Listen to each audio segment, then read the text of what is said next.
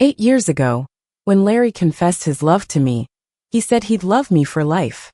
But now, 8 years later, he got my best friend Susan pregnant, emptied my family's assets and told me let's divorce.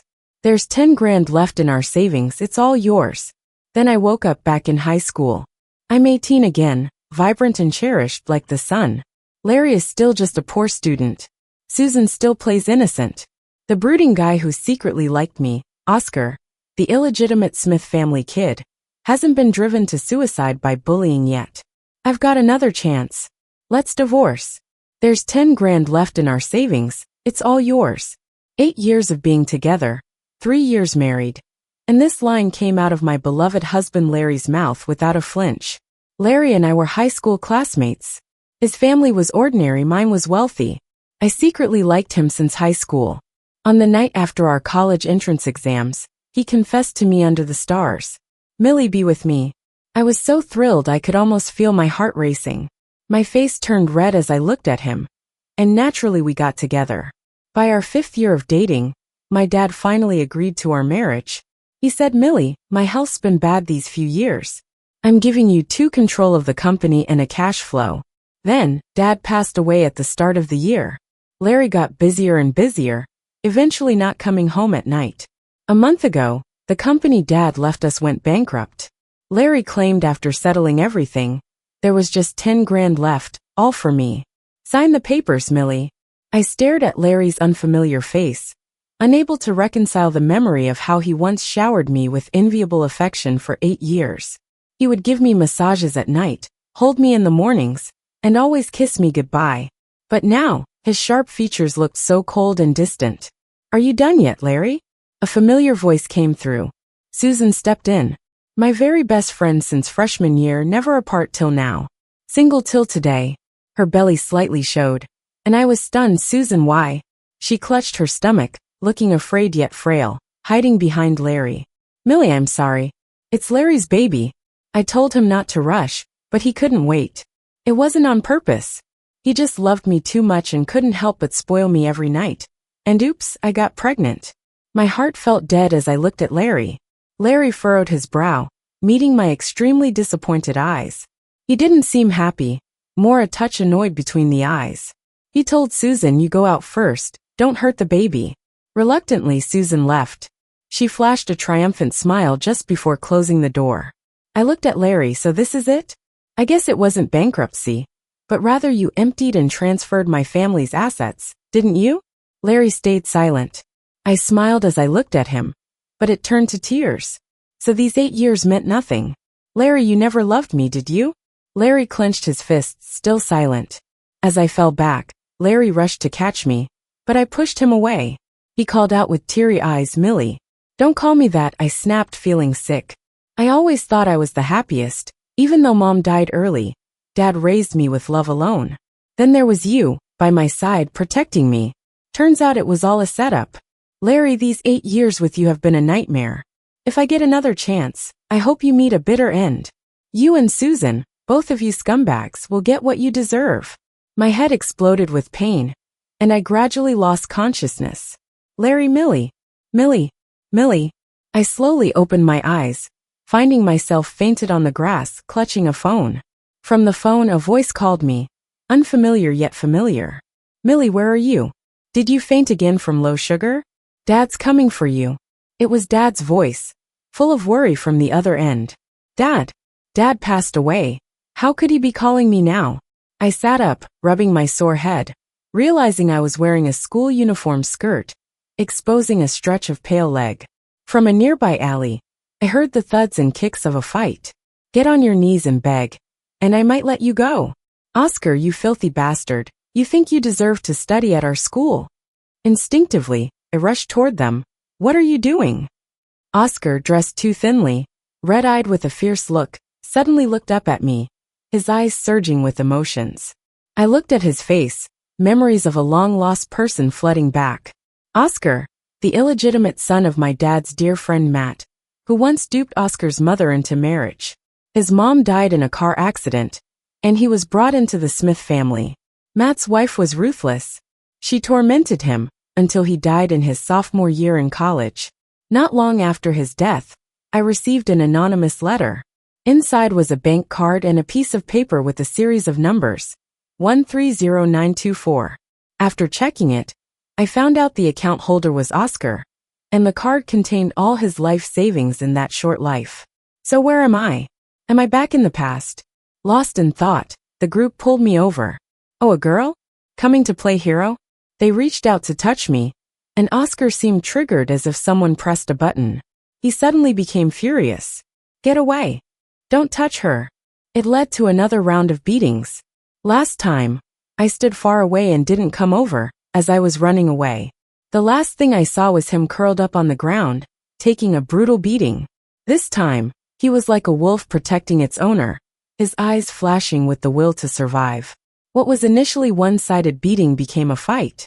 He stood in front of me, and I shouted loudly in desperation, I'm Millie, quite a name at the #1 high school. My dad dotes on me. Don't believe me? Go ask around. Today, I'm standing up for him. Try touching me and see how my dad deals with you. Their faces really change, and they took a hard look at me. Suddenly they yelled, it really is Millie. Oscar, today's your lucky day, having someone to watch your back.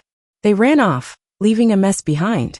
Oscar, battered and bruised, stood up and said, you shouldn't have saved me, Millie. I hadn't planned to cry, but thinking I was back and had the chance to start over made my eyes well up. Seeing me cry, he froze. No wonder you're called Millie, such a crybaby. Even so, I saved you. I retorted. 10 minutes later, my dad, a bit chubby, came running over with our driver Ben panting behind him. Millie, he called. Dad. My dad looked me over, then glanced at Oscar, soaked and wounded, and asked, you two are? I quickly replied before Oscar could, Dad, someone tried to bully me, and he saved me. Oscar looked at me surprised. In the past, I hadn't been particularly nice to him. I helped him once, but didn't really speak with him over the last 2 years.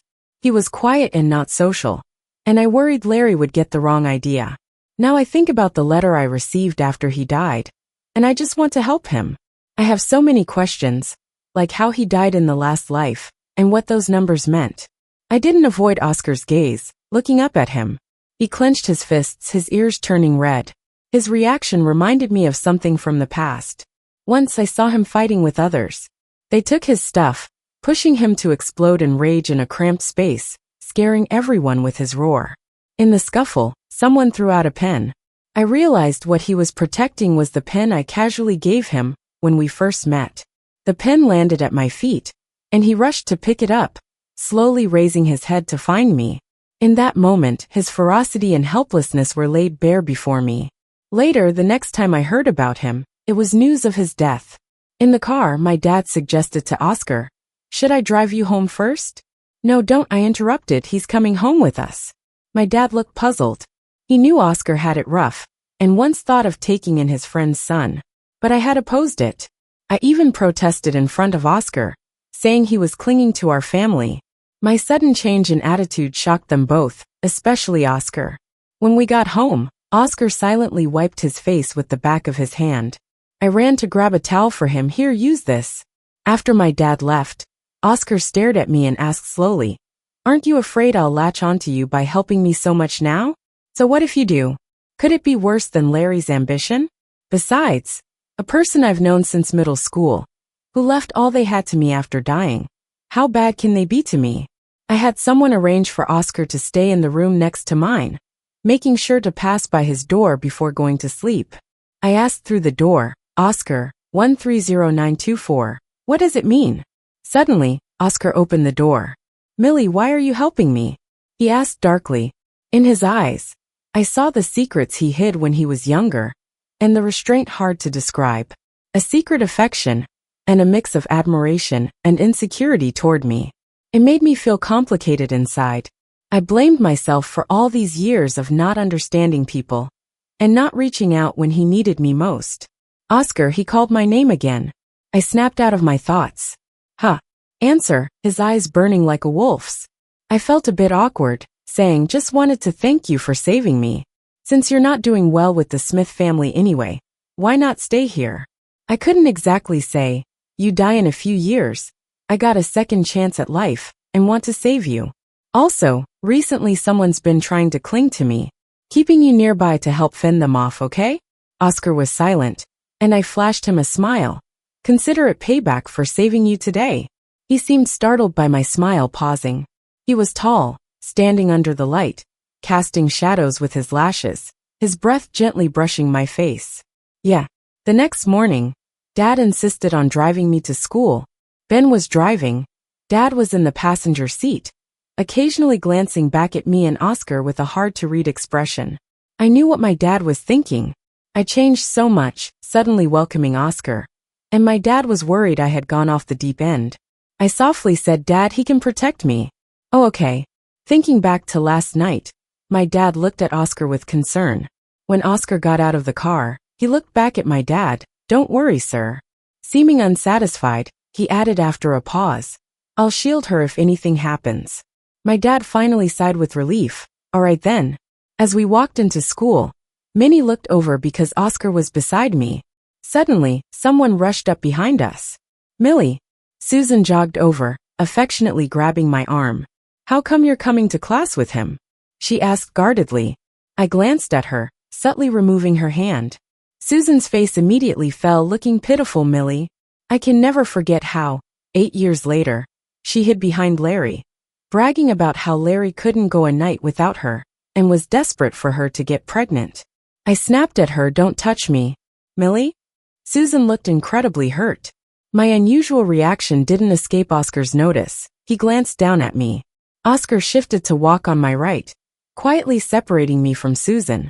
I was able to breathe, and finally the out-of-control feelings were soothed. In my heart, I told myself no rush. I changed my tone, and suddenly felt more wrong than Susan. Sorry, Millie. I didn't mean to be harsh with you. I just didn't sleep well last night, and I thought what you said was really too much. Susan was taken aback, and quickly tried to look all innocent and sad. She hoped to grab some attention to make me look like the spoiled brat, but I wouldn't let her. To handle a bitch, you gotta act even bitchier. I asked her, all hurt. Oscar is our classmate and my dad's friend's son. How can you be so snobby as my desk buddy? You seem to really despise him. Millie, you're making things hard for me. Susan's face cracked, and she couldn't even keep her fragile smile. Her nose twitched, and she glared at me gloomily. Seeing I wasn't gonna bail her out, she muttered a quick sorry and rushed away. Once Susan was gone, I looked up and saw Oscar watching me with curiosity. Why did you say that just now? He suddenly asked. Millie, do you dislike her, or are you trying to protect me? Oscar's voice was magnetic, making my heart skip a beat for a second. I remembered he wouldn't be around for too long, and after a pause and deep breath, I said, I want to protect you. Oscar hesitated a bit and looked away. Liar. Oscar, I'm no liar. His reflexive actions just now weren't fooling anyone. Susan bullied me, and he protected me. So when others are biased against him, I'll protect him. Besides, without stirring things up, how would Susan show her true colors? After the first class, just as I expected, Susan snuck out. I followed her quietly, and found her in a secluded lab with Larry. Larry's first question upon seeing her was, Millie? This was my first time seeing her alone with Larry. In my memory, Susan's always been insecure, delicate, and shy of men, speaking only softly. Over the years, she'd only talked to Larry when I was around. I even tried to get her to add Larry on message, but she refused, saying, Millie, it's not right, he's your boyfriend. I said she should add him, because she was my best friend. She reluctantly did it, and labeled him Millie's boyfriend right in front of me. But now, when no one was around, she was all over Larry, rubbing her chest against him and whining sweetly. 18-year-old Larry was already tall, annoyingly handsome, and radiating freshness. The wind ruffled his hair, casting a shadow over his eyes. I thought Larry would hug Susan, but instead, he stiffened and pushed her away. Susan was shocked. Larry paled, took 2 steps back, and held his forehead. Wait, let me process this. His voice carried through the wind, sounding oddly familiar. In high school, Larry's voice was bright and fresh, but not the most composed. After starting a family and career, he gained the steady tone of an authoritative figure. I spent 8 years by his side, witnessed his growth into Mr. Liu. I knew every subtle change too well. I stood there frozen, This was more shocking than seeing Susan throw herself at him back in high school. If I could return, then so could he? Before I could think it through, Larry's following actions confirmed my suspicion. He looked at the still inexperienced Susan and asked, "What time is this? And why are you dressed this way?" His gaze rested on Susan's flat belly. Susan blushed and whispered, "Larry, it's break time, what's wrong? Millie bought me this outfit, it cost $3,000. Isn't it pretty?" When she mentioned me, Larry's frown deepened. He clutched his head for a while before regaining composure. "I see," he finally said with a surprising smile, "so that's it. I get it now." He was about to walk away when Susan held him back. "Larry, what's going on? Are you sick?" Sadly, Larry didn't even look at her. Instead, he urgently asked, "Where's Millie?" "Millie?" Susan repeated, confused. "Why do you call her that?" "Larry, I've been telling you, we gotta act on our plan quickly. Millie was acting off today, snapped at me in front of everyone, and is getting too close to that oddball Oscar. If she and Oscar get together, you'll have no chances. Larry, let's stick to the plan. Charm her and figure out a way to get her family's money. That way, both our family's debts will be paid off. School's expensive, Larry, and she's their only child. If you marry her, her family's wealth will be ours, way better than working. I've mentioned you to her, she's interested. You should get close while she's young and naive. We need to seize this moment." Larry whispered, "Yeah, at this age she was so naive." And then his eyes turned red. I couldn't listen any longer. Suspecting things and actually hearing them are two different things. My youthful innocence was their calculated opportunity. The thought of those past 8 years with Larry turned my stomach. I left angrily and ran into Oscar around the corner. Busted for eavesdropping, I greeted him, "Fancy meeting you here." Oscar bit his lip tightly, "Not fancy." He shoved his hands into his pockets, threw a glance towards where I was peeking, spotting Larry and Susan. Seeing my emotions flaring, he frowned slightly. "Wait for me after class, let's walk together." Suddenly, I felt a wave of security. After school, Ben was waiting to pick me up. He'd been at the gate early, because of what happened yesterday. Now Ben sees Oscar and me walking side by side. And who knows what romantic daydreams he conjures up, his face turning all shades of red. I jumped in first. "Ben, isn't it just eye candy? A handsome guy with a beautiful girl?" Ben almost choked on my shameless words. As I was about to get in the car, someone called out to me, "Millie." I turned around, seeing Larry running toward me with his backpack and worn white sneakers. Once upon a time, I loved the way he only had eyes for me. But now, when he looks at me with that regretful gaze, all I feel is disgust. I didn't stop, just got in my family's Benz directly. Yeah, screw that charming pauper story. I made sure Larry saw me inviting Oscar to come home with me. Larry stood there, stiffening as I ignored him and smiled at Oscar instead. His jaw was clenching tight. "Millie." I tilted my head, pretending not to understand. "Classmate? We were in love for 5 years, married for 3. After betrayal, we meet again, young bodies with mature souls. He thinks I'm still the 18-year-old Millie. He might regret it and think there's a chance this lifetime. But there's no way I'd give him that chance. I'd make sure he watches, losing everything with his eyes wide open. Without my family, does he think he'd still be that successful CEO in the future? Do you have something to say?" I asked Larry, playing oblivious while feeling cold inside. "Hello. Anything to say?" I repeated. Larry stiffened again, his gaze turning tumultuous. In that long stare out, my hands and feet grew cold, anger rushing to my head, nearly bursting from my chest but held back. Just as I was about to lose it, a pair of hands steadied my shoulders. I snapped back, distancing myself from those feelings. Oscar looked at me, "Ready to go? Didn't you say we'd go home together?" I nodded and gave him a sweet smile. "Yeah, you still need to come to my room tonight to help me study." "Study?" He nearly lost it there, looking away awkwardly. "Aha." I nodded. Surprisingly, Oscar didn't blow my cover and instead ruffled my hair. And I let him. It was clear who was close, who was distant. Larry froze, while I just waved him off like any other classmate. Noticing my impatience, Ben quickly started the car, driving off till Larry was just a tiny dot in the rearview mirror, looking pitiful. Oscar remained silent all the way home. That night, I I stayed in my room until I noticed Oscar sitting in the living room for a long time. He seemed to be waiting for me, and stood up when he heard me coming out. As I walked closer, I realized how tall he was. Though a bit thin, he was taller than Larry. His features were sharp and defined, but his long bangs covered his eyes, as if hiding his natural good looks intentionally. I remembered Dad mentioning once that Oscar looked a lot like his late mother. His mom had been so beautiful she fell for one of Dad's tricks. I didn't agree with Matt's actions, but that was their drama, not for us juniors to criticize. I called him Oscar. Did you need me for something? Oscar suddenly looked at me, his gaze accusing me of lying. Studying. I blanked out for a moment, and then awkwardly laughed. It was just an excuse to brush off Larry. I'm not serious about studying. It'd be the death of me. After those married years, I'm not sure if it was Larry intentionally or unintentionally, but he'd made me kind of spoiled. I might not remember the periodic table, but art's something I can handle.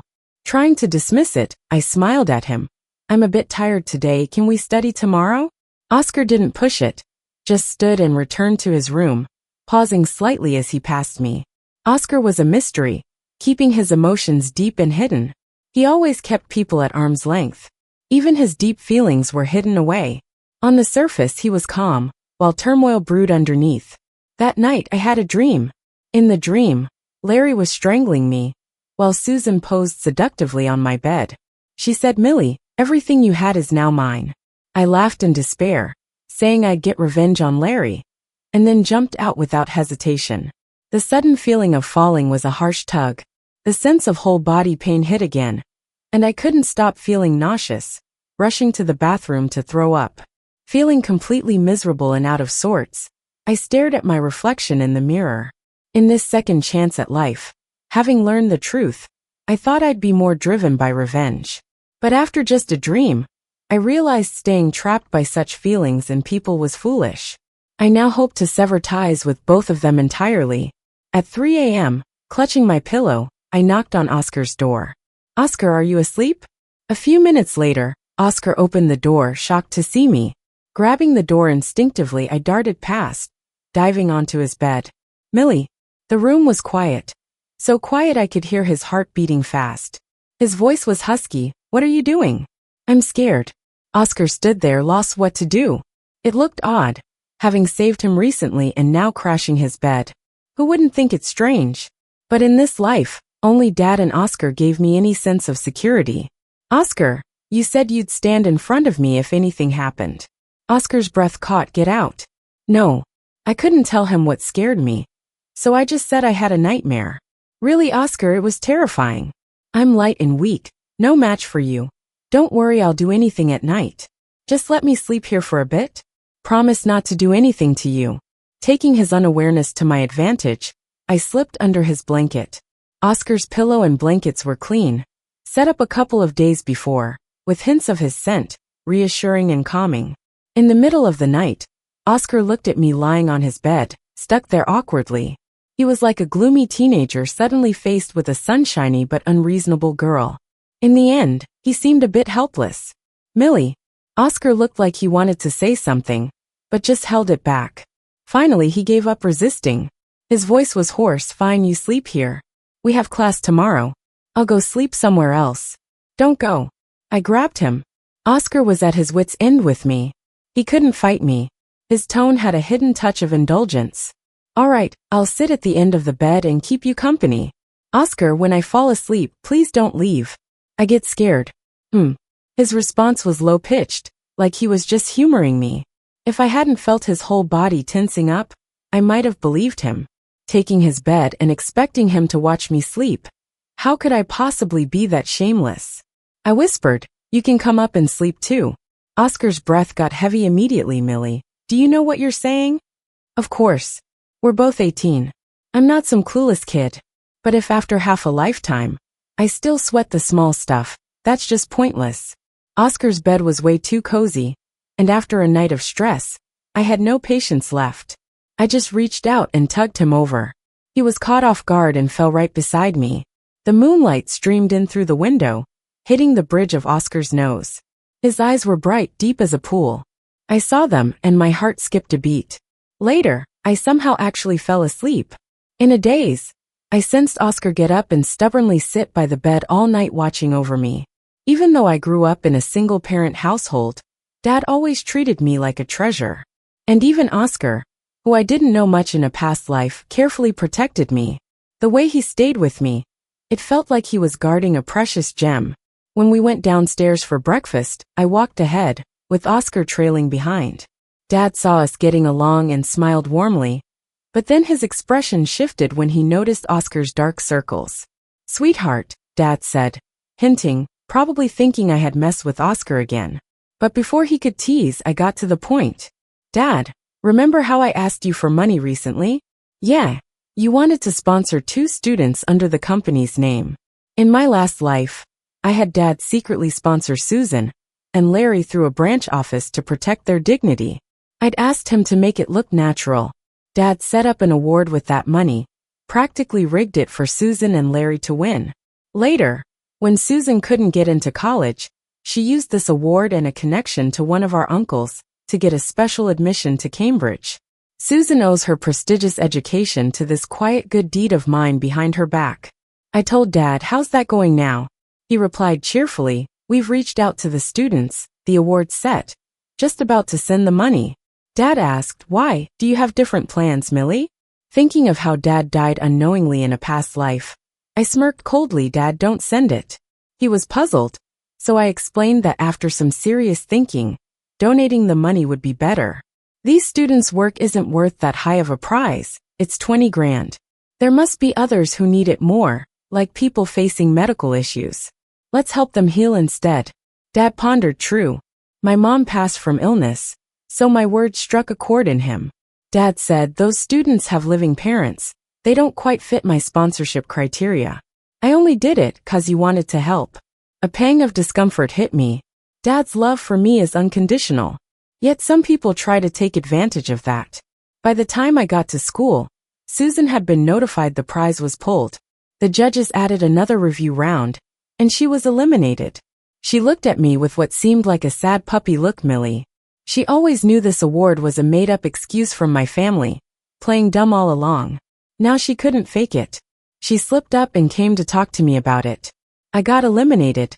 Feigning ignorance, I said, "Eliminated from what?" "The National High School Science Competition." Gotta say, Dad picked a pretty catchy title for that award. Holding back my disdain, I patted her shoulder. "It's fine, Millie. We'll get it next time." Susan went on, "You know my dad's a gambler, and my mom's working odd jobs to pay his debts. My dad promised creditors he'd pay by the end of this month, when he heard I won." Susan seemed to realize something and turned pale. "Millie, if we can't pay, we'll be done. What can we do?"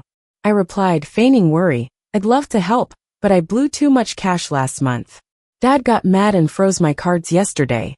"Actually, you have some money? Can you lend me some?" She stared shocked. I looked conflicted. "I'm really out of cash. You know how I get. I even lent you 3 grand last week. You're usually thrifty. You probably didn't spend it all, so pay me back, will ya?" "Millie, I am sorry. I gave it to my parents. I don't have any left." "Oh, no problem. Just pay me when you can. We're besties, right?"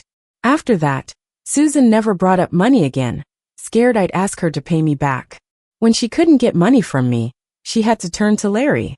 Sure enough, I soon saw Susan sneaking off. She was desperate, seeking Larry more and more frequently, not minding being seen with him. One day after class, Susan rushed off, probably to corner Larry in his classroom. For a week, Larry was unusually quiet, as if pondering why things were different this time around. What he did led to Susan being ignored. Susan thought he was hesitating, so she rushed into his classroom. Seeing that all the classmates had left, her eyes filled with tears as she confronted him. "Larry, I know you don't like Millie. You think she's too spoiled and careless, but we can't wait any longer. If my dad can't pay off this debt, they're going to take me to pay it off myself. We grew up together, Larry. You were my first. I even tried to get close to Millie, so you could have a better life. Do you know what people say? They laugh at me, calling me Millie's follower. Don't I have any dignity? Who am I making these sacrifices for? Even if you don't like her, can't you just be with her for me?" After Susan shouted, She noticed Larry's hand holding the pen froze. I like her. Well, what? I said I like her. Susan thought she heard wrong and started shouting hysterically, what did you say? Larry, what are you talking about? Larry's voice was raspy as he chuckled bitterly. Exactly what you heard. Millie, why do you think I haven't approached you this week? I've been wondering just what my feelings even mean. I followed to see how the two of them would argue. But then I heard these words from Larry. In that moment, my heart was filled with an uncontrollable sadness. What was the point? I'm already gone. Everything's changed, and now he says he likes me? If he liked me, then why didn't he cherish what he had? Why did he let Susan get pregnant if he liked me? Moving assets and divorcing me, was that his way of liking me? He's not 18-year-old Larry now. He's the Larry with whom I share an 8-year history, a grand wedding, and the most intimate experiences. Saying he loves me now to young Susan seems too late and too ridiculous. Susan was clearly whipped into a frenzy by what he said, crying and saying, Larry, you're my boyfriend. How can you say you like Millie? She's my friend. Larry's eyes were cold. Yet you urged me to pursue your friend. That's different. Millie has everything, but I only have you. Susan's voice lost confidence. I'm just asking you to help get something from her. Noticing Larry's change in demeanor, she tried to coax him, looking all pitiful. The scene was quickly turning inappropriate. Susan tried every way to win Larry over, with her innocent looks and eyes that spoke volumes. Larry, still a man with deep feelings for her, was visibly changing his expression bit by bit. I couldn't help but laugh. It was too funny. I turned to leave, but accidentally stepped on some trash at the corner, making a noise. Who left an empty yogurt bottle there? Who's there? Larry asked. At that crucial moment, a pair of hands pulled me from behind. When Larry and Susan fixed their clothes and ran out, Oscar was pulling me toward the rooftop. We climbed step by step, his hand tightly grasping mine. The warmth from his palm sent my heart racing until the wind reminded me of the situation. Is it you guys? Larry caught up. The iron door we pushed open was forced by them. That's when Oscar looked me in the eye, emotions swirling in his dark gaze. I didn't know how much he had heard, or whether he caught Susan's plotting words. Just as my mind raced, Oscar wrapped his arms around me, turning my body to completely hide me. Larry stepped onto the rooftop, Susan panting behind him. Larry frowned at Oscar. Were you the one eavesdropping on our conversation? Oscar stayed still, suspicion rising in Larry. He prepared to settle the issue to avoid any bad rumors about him and Susan. Not wanting it to get out, this obviously annoyed him. Seeing Oscar's face, Larry paused but still caught a glimpse of me. With a raspy voice, Larry asked, Millie? At this moment, I tugged Oscar gently, and Oscar looked back at Larry, with fierce eyes, holding me close. Larry's eyes turned red. Let go, what are you doing to her? Oscar replied, Can't you see? Susan, Millie, you and Oscar? I hid my face, mumbling. We've been on the rooftop for half an hour, just busy with business, that's all. I asked, Hey, why are you guys together? You know each other? Susan's face turned pale. And no, we don't. My dear friend had something to hide, and didn't dare question further. She glanced worriedly at Larry, whose fist was tightly clenched. Larry told me, Millie, no early dating at school. I chuckled. Dude, seriously, get over yourselves.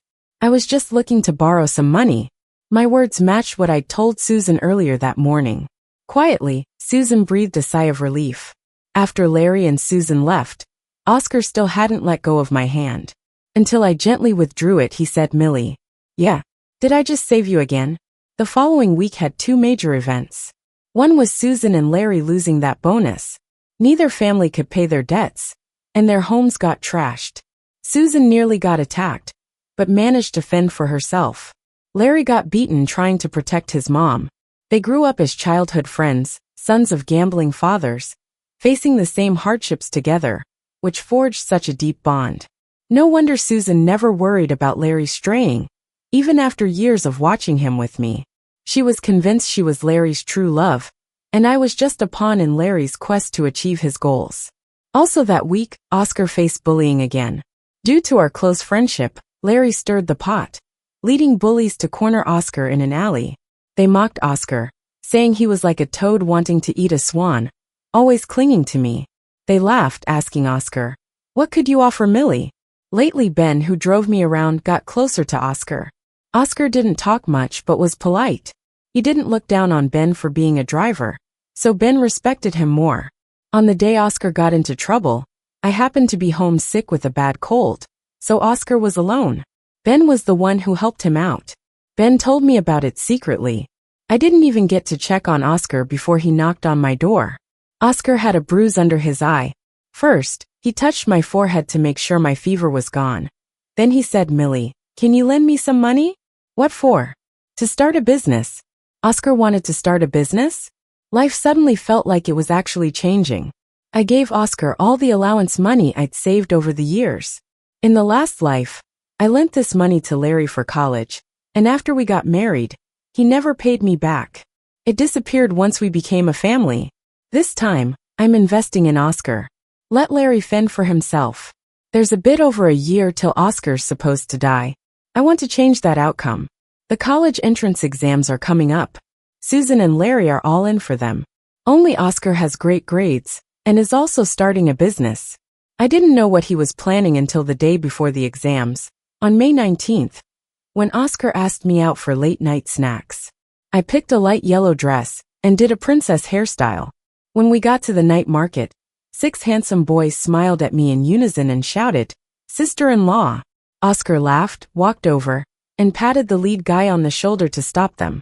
This action excited them even more, teasing and laughing. "Oscar, being protective, huh?" Oscar said, "Don't talk nonsense." "Right, sister-in-law. Oscar won't let us talk nonsense." That's when I found out Oscar used the money to start an esports company. The 6 boys were the first batch of players he signed. Halfway through the meal, I went to the restroom and saw Larry through the back door of a supermarket. When every home was lit up beautifully, he was supposed to be home studying for the college entrance exams. Instead, he was working moving goods. He was wearing an old tank top, covered in sweat, laboring hard to carry a few boxes of beer on his shoulders. His arm muscles bulged from the effort, and his neck veins were visible. When he saw me, he froze. I stood still, and he didn't move either until a coworker shouted for him. Only then did Larry look away, gritting his teeth, and silently continued moving things. Since last time, he hadn't approached me again. He didn't follow Susan's advice to find a way to pursue me, to get my family's money, or to leave me with nothing. Turns out he chose to work study, taking a more honorable path. Larry moved those boxes, and then came out to carry more, accidentally cutting his arm, leaving a long scratch. After finishing, his boss paid him $80. Oscar suddenly appeared behind me. "Millie?" I didn't hear him the first time, so he called out a second time. "Millie." I turned to look. He must have noticed I'd been gone too long and came to find me. Over the past few months, he's helped me a lot, tutoring me, and even helping my dad with some work, as a thank you for staying at our place. I'd told him to call me by my nickname before, but tonight was the first time he called me Millie. I forgot to respond for a moment. He followed my gaze to where I'd been staring at Larry, who was looking down, signing a receipt. Oscar asked, "Does it hurt seeing him like that?" I shook my head. That's how it should be. His family's not well off.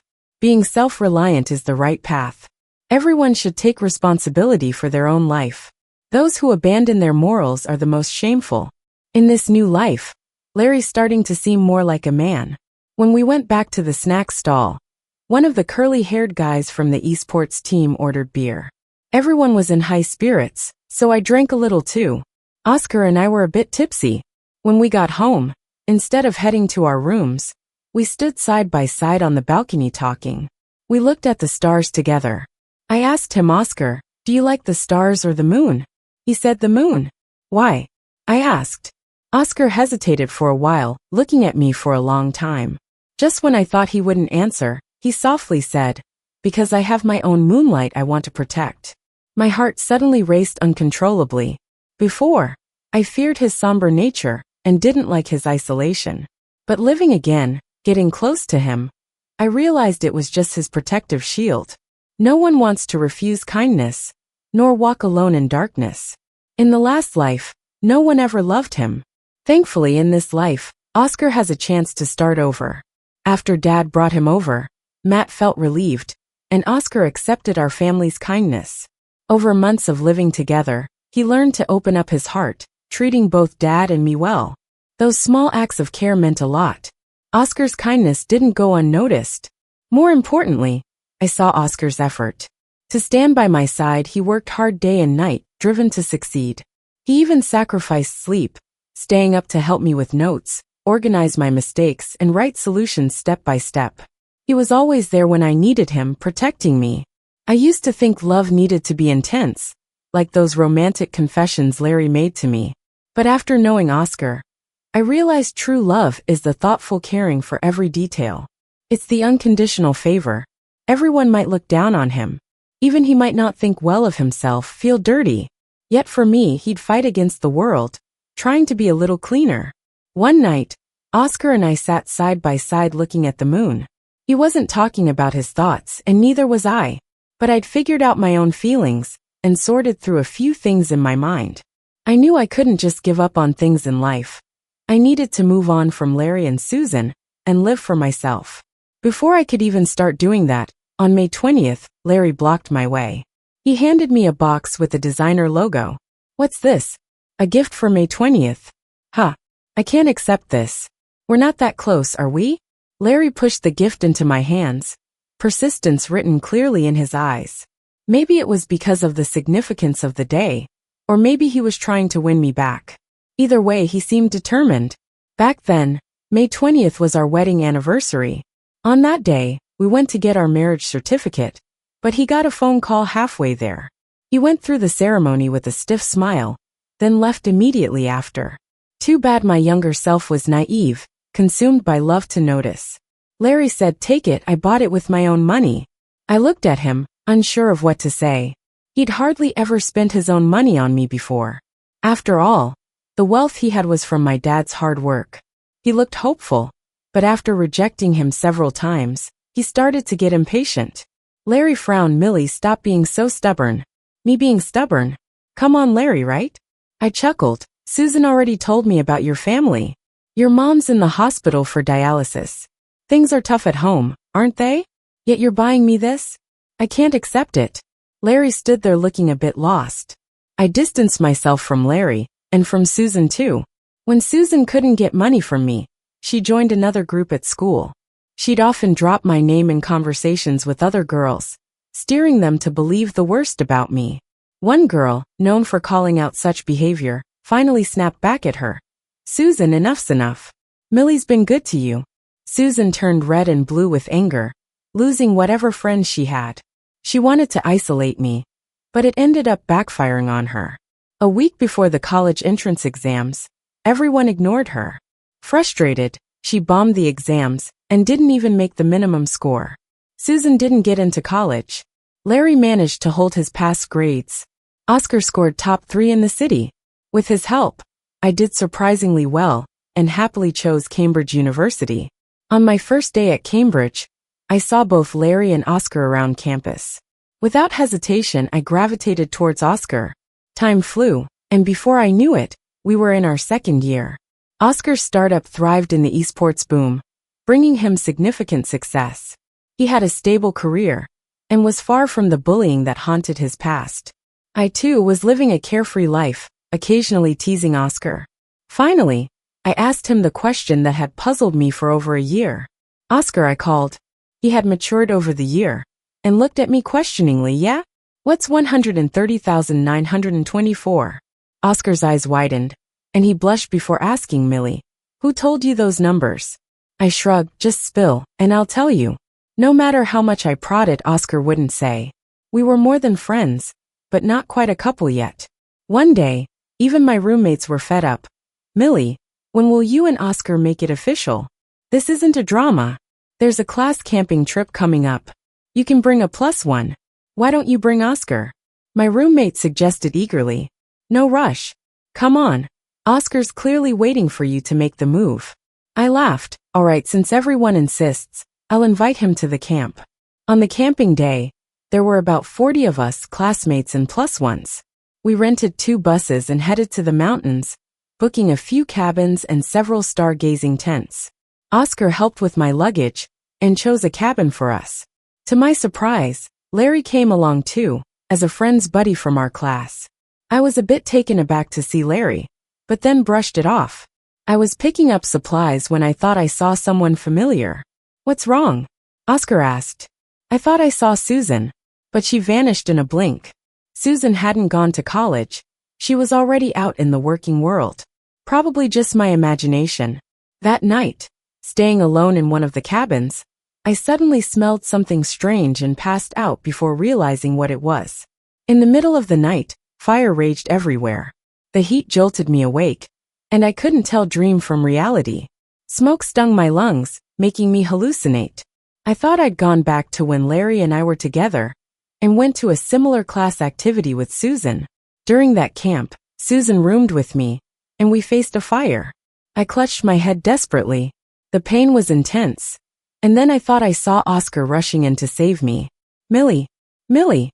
I was drugged, couldn't move, and experienced the same thing twice. Reality and dreams blurred. In the hallucination, Oscar rescued me. I had been isolated. The wildfire quickly spread, and as my cabin burned, so did the surrounding forest. Last time, Oscar happened to be at the same camp. He saved me but never got out himself. He had Larry carry me out, but he stayed and perished in the flames. Everyone later said he died from bullying. Even I believed that. But it wasn't true. Last time, Oscar died because he went in to save me. Stuck between consciousness and dreams, I watched the flames lick the rooftop, remembering more. When Oscar died, I lost my memory from the fire. The wildfire that year resulted in 1 death and 2 injuries. Oscar died and Larry and I got hurt. Everyone thought Larry saved me, because he carried me out of the fire. Because of this, my dad's attitude towards Larry changed. He finally let us date. Later, my dad even handed the company over to Larry, never suspecting anything. I had amnesia from the trauma. My dad didn't want anyone to remind me, acting like it never happened. He just wanted me to recover. Larry, on the other hand, didn't dare bring it up. He took credit for saving me and got a lot out of it. He was most afraid I'd remember. Everyone's good intentions made me really forget. Oscar was the only one lost to the flames, unknown and unnoticed. When the fire reached my feet, it all came rushing back. In a split second, the locked door burst open. Oscar rushed in, calling my name. I cried, "Why are you here?" "I'm getting you out," he said. Oscar tried to help me up, but realized I was too weak. He picked me up, and a burning beam fell on his leg. He winced, sweating from the pain. Curled in his arms, I looked at him with teary eyes. He was foolish in this life and the last. He was saving me, not the other way around. In this life, because I told him about seeing Susan, Oscar came earlier. The fire hadn't spread yet, and he could rescue me. This time it was different. As we escaped the smoke and flames, my mind cleared. I finally heard the desperate screams around me. "Fire! Call for help, Millie!" In the chaos, I saw Larry, pale and running against the crowd back to the fire. He was shouting my name, first Millie, then calling me by a name I hadn't heard in a long time, Honey. Larry looked a mess, staring into the blaze. He wanted to rush in, but others stopped him to calm down. He tried to go in, but I shouted his name. My voice was shot from the smoke, and he couldn't hear. Oscar yelled to get his attention. Larry turned and saw me with Oscar. That glance felt like eternity. He clenched his fists, emotions intense in his eyes. It was too late. Even if given another chance, could he make it right? From when he chose Susan in the past, our relationship grew distant. Life is long, but the wounds from loved ones run deep. Even healing leaves scars. The best way to hold on to love is to stay true and never hurt the ones you love. Never test human nature, it's fragile. A wise girl wouldn't turn back. Larry tried to speak, but his voice seemed stuck silent. He laughed instead, loud and harsh, as if mocking himself. "It's okay," he finally said before walking away. The fire was quickly put out, with no casualties.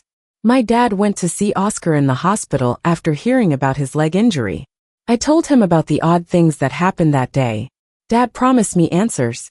In the past life, Susan, close to me as a fellow Cambridge student, went unsuspected. She moved unnoticed, plotting with Larry, planning a fire to help his career by making him appear a savior. In this life, Susan hated me and plotted revenge. Larry didn't know, which was why he was late. It dawned on him that the fire happened again despite his absence. Larry realized I met my true savior, losing his final chance. In prison, Larry wanted to see me before serving his sentence. The fire wasn't me, he said. I know, I replied. Thinking of both lives, I pieced it together. In the past, Susan and Larry schemed against my father's disapproval. Susan drugged and set the fire, planning for Larry to save me. But Oscar's timely arrival thwarted them. This time, Susan solely acted out of hatred. Larry had no clue, hence his late arrival. Despite proving Lucy's guilt, Larry took the fall. I'm in prison for you, he confessed. You didn't start the fire, so why do it? I asked. He only looked more worn out, but with clarity. Millie, you've come back too, haven't you? Larry gave a bitter smile. Even if you don't, I lost you in this life. I never said it before, I love you. I was a fool, taking you for granted, regretting when it was too late. You used to love me so seriously, from being young and naive to mature. You gave me half of your life's love, but I let you down. I don't deserve you.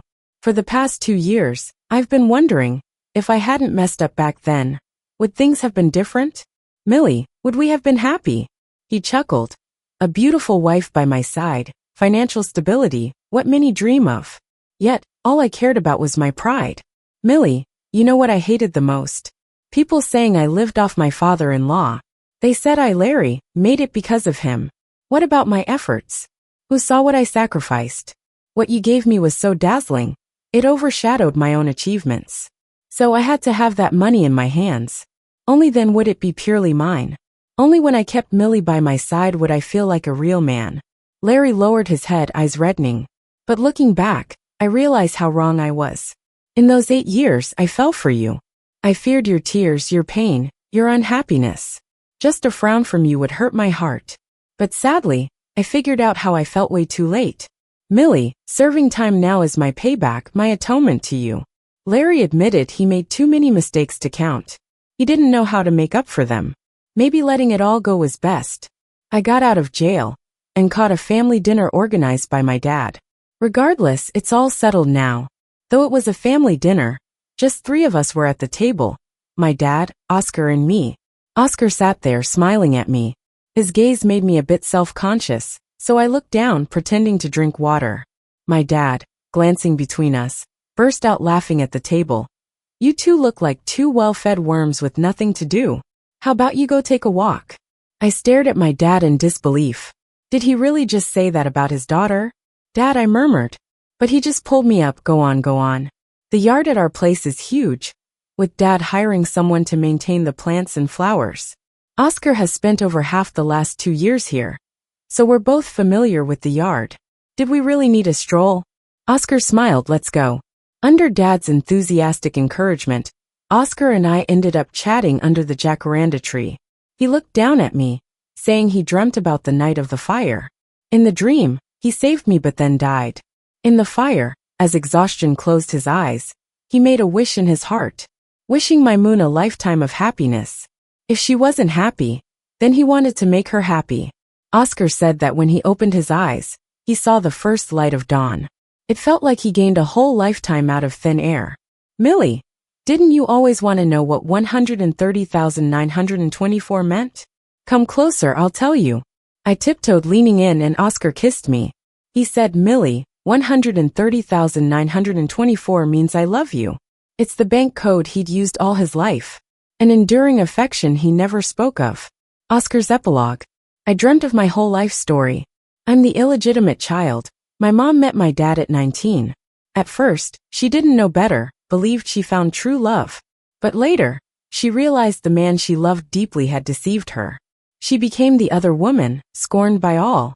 Stopping might not have been shameful, but she chose to forgive my dad and continue the affair. Did she ever realize that by staying, she became a homewrecker? Dad's wife despised me, because I was a constant reminder of his betrayal. I even saw my own origins as tainted. So I allowed the school bullies to beat me up. I didn't want to fight back, didn't care to. The only one nice to me was my big brother, always saying, it's the adult's fault, not ours. He'd give me pocket money, sneak me food when I was starved as punishment. But then my brother died because of me. He took me out to ease my mind, but a speeding truck hit us. He pushed me out of the way, but got caught under the wheels. A minute earlier, he was laughing with me. Now he lay there crushed. Sometimes, I wish the bullies had just beaten me to death. Someone like me stained, didn't deserve to live. Until the day my heart's desire came to save me. I asked her if she wasn't afraid I'd cling to her. What did she say? I can't remember. I just know my moon shined, lightening my dark days, unaware of her glow. That day, someone asked what I could offer her. I thought I'd give her my life, my entire being. And so I worked hard, grew, stayed by her side. Before. After. All my life, cherishing her in my heart. Larry's epilogue. After I got out, I watched Oscar and Millie's wedding VCR. In the sea of flowers, Oscar treated Millie like a treasure, all his attention on her. But once, that person kissing her among the flowers was me. I used to hold her through the night, lying beside her. I couldn't help visiting Millie and Oscar's post-marriage home.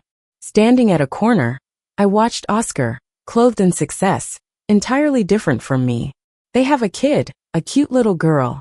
After they got out of the car, Oscar held Millie's hand first, then lifted their daughter to his shoulders. They looked so happy. The noise I made caught Millie's attention. She looked up and saw me. She paused for a moment, but just for a split second, then turned away as if I were invisible. I left in a daze. Passing by a convenience store, I went in and bought a pack of cigarettes. After a couple of puffs, I decided to find Susan. But when I stood outside the building and saw Susan hanging onto a man in his 50s, I felt nauseous. She was all over his beer belly, as he groped her waist, looking sleazy and intimate. When Susan spotted me after I got out, she looked uneasy. After the man left, she said, "Larry, I don't have money for you. Don't come by anymore." Clearly, she couldn't even be bothered to pretend in front of me. I chuckled coldly, which pissed Susan off. "What are you laughing at? You think you're better than me?" She shot back. "I don't need you or Millie anymore. I can rely on other men and live just fine." Suddenly, I recalled being 18, working hard to buy Millie a gift. Back then, things were tough, but I never bowed my head or thought of asking Millie for a dime. And now, here's Susan, hitting rock bottom, with no morals, breaking up homes for money. Looking at her weathered face, no longer innocent or pitiful, she seemed so hateful. I regretted everything. I wished she'd just vanish. I'd torn my world apart for someone like her. Epilogue. Susan's dream. I often wonder, if I hadn't been so greedy, would life have been better? I had a rich friend who was so generous to me, but I screwed it up. When Larry took the fall, I was terrified he might rat me out. It was almost like I wished he didn't exist in my life. I also stayed away from Millie, because I didn't want her discovering the things I'd done. Jail terrified me. Back then, I was spoiled, living it up with Millie, wearing designer clothes that cost thousands. My job couldn't cover those expenses. Fortunately, I was pretty, the kind older businessmen adore, innocent yet captivating. Larry fell for this face. I cried and begged him to save me, and he took the fall. Though when he agreed, his gaze was distant. Who knows what he was really thinking? But for me, that was fine. As long as my wrongdoings had no consequences, I was good. Larry went to jail for me, and I lost Millie as a friend. I had to find my own path. I latched onto a boss in his 50s. He had a beer belly and bad body odor. But he paid well, so I endured it. He was a player though. He even had a mistress I knew about. My only plan was to get pregnant, hoping to secure my position that way. At 5 months pregnant, I was unlucky. His wife found out and beat me up. I got 2 fractures, spent 2 weeks hospitalized and lost the baby. I cried endlessly, telling the boss the doctor said I couldn't get pregnant again. He blocked me, ended things, and said he was going back to his family. I stumbled back home, where they only saw me as a wallet, not part of the family. No one welcomed me. Larry was the only one who ever treated me well, and I let him down when he got out. I wondered if he'd ever forgive me. That night, I had a dream. In it, Larry held my hand and talked about the future. "Larry, let's work hard, get into college. I'll give you a good life," he promised in the dream. I bashfully replied that I wanted to eat at the best restaurants, wear beautiful dresses, and have many, many kids. Millie appeared too, in fragmented dreams, reminding me of all her kindness. Rich yet respecting my dignity, she was like a warm little sun. I woke up gasping. The sweet dream jolted me, reminding me I'd lost everything through my own actions. If I hadn't been so excessive, trying to secure my friend's wealth through deceit, maybe I'd have had a better life. I got ready, wore a white dress thinking of finding Larry.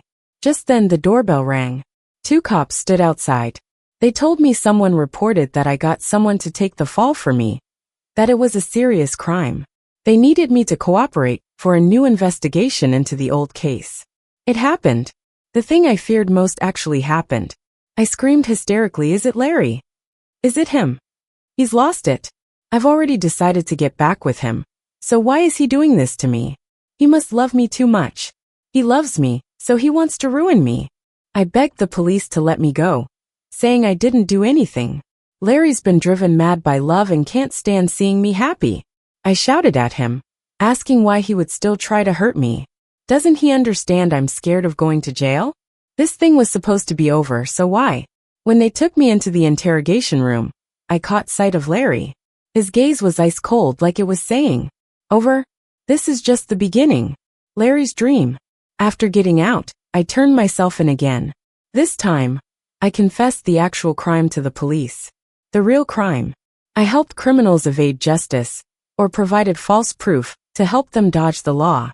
Susan got sentenced, and I went back to prison for 3 more years for harboring criminals. This woman, who destroyed my family, wasn't going to get away with it.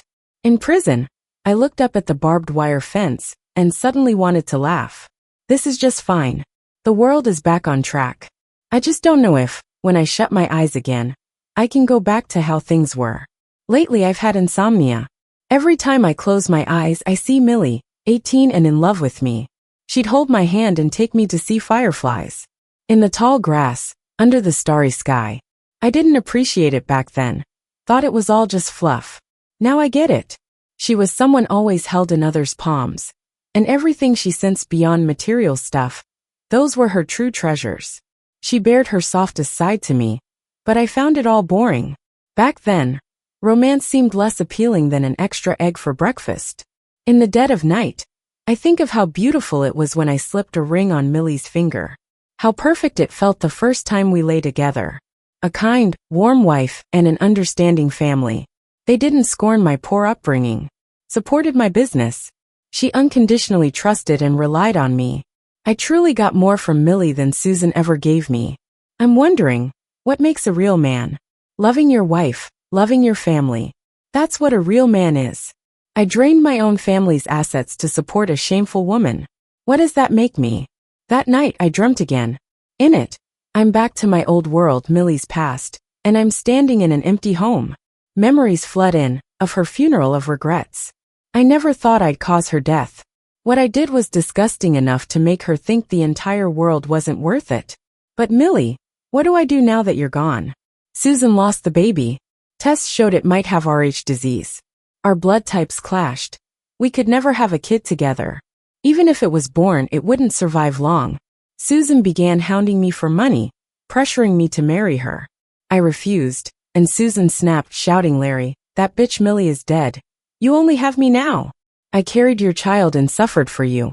You have to marry me." I lost it and grabbed her throat. "What did you just say? Repeat it." I said, "She's dead." Ah, my anger clouded my mind. "Susan, Millie will always be my only wife, not you. You're nothing but a homewrecker. Who do you think you are?" The facade of civility was gone, and I was like a raging beast. Finally, I spat out what I'd been keeping inside for years. The dream faded to gray. Points of light formed a void, and the fights became meaningless echoes. But the cursing lingered, Susan saying, "You left me for her. I curse you, you'll die miserable." I heard myself say, "I messed up, and life's been hell ever since." Years flew by. I grew white-haired, worn out before 50 with no children. I donated everything, naming it the Millie Hope Fund, wanting everyone to remember her. The sweet girl that lit up my youth under starlit skies. In that world, I leaped from a building engulfed in loss. I woke up gasping by the bed. Another nightmare over. My cellmate called my name, told me it was time to gather up. I sighed, looking skyward as I walked onto the yard. I know I'm destined to spend this life in hell.